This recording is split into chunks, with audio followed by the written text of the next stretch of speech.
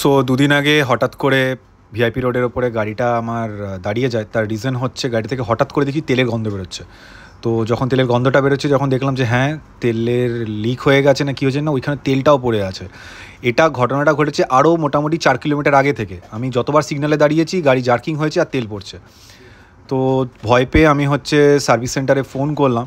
তো সার্ভিস সেন্টারে ফোন করার পরে ওরা বললো তুমি কোথায় আছো, আমি অ্যাড্রেসের লোকেশানটা দিলাম। ওরা বললো আমরা আগে দুজন মেকানিক যাবো বা টেকনিশিয়ান যেটাই বলো, যাবো, আমরা দেখবো তেল কোথায় গেছে। যে বলতে বলতে দুজন টেকনিশিয়ান দাদা চলে এসেছিলো। আর ওরা টর্চ জ্বালিয়ে, মানে টর্চ মানে মোবাইলে ফ্ল্যাশ লাইট জ্বালিয়ে দেখলো একবার যে কী হয়েছে না হয়েছে। অ্যাকচুয়ালি ওরাও বুঝতে পারছিল না, বললো ট্যাঙ্কটা একবার খুলে দেখতে হবে। তো সঙ্গে সঙ্গে রাস্তার ওপরেও ওপেন হার্ট সার্জারি, না এটা বলবো ওপেন গাড়ির সিট খোলা এবং ট্যাঙ্ক খোলা সার্জারি শুরু হয়ে গেছিলো। তো এই ভাইটা প্রথমেই দেখে বলে দিয়েছিল গাড়ি কী প্রবলেম হয়েছে। তো বললো তাও আমি কনফার্মেশনের জন্য ট্যাঙ্কটা একবার খুলবো, আমি জানি কী প্রবলেম হয়েছে।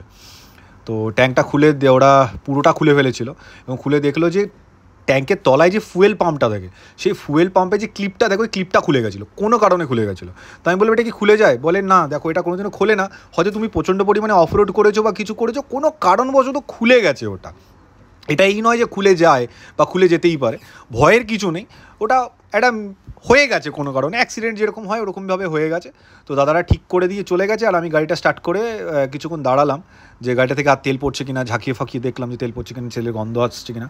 কারণ রীতিমতো আমি ভয় পেয়ে গেছিলাম, কারণ গাড়িটা চলছে আর তেলটা পড়ছে দেখে ইঞ্জিন হিট, ইঞ্জিনের ওপরে পড়ছে আর ধোঁয়া বেরোচ্ছে। আমি প্রচণ্ড ভয় পেয়ে গেছিলাম। তো এই হচ্ছে আমার এটিএমের কাণ্ড। তো তারপর বাড়ি ফিরলাম অনেক কষ্ট করে, 1 ঘন্টা নষ্ট।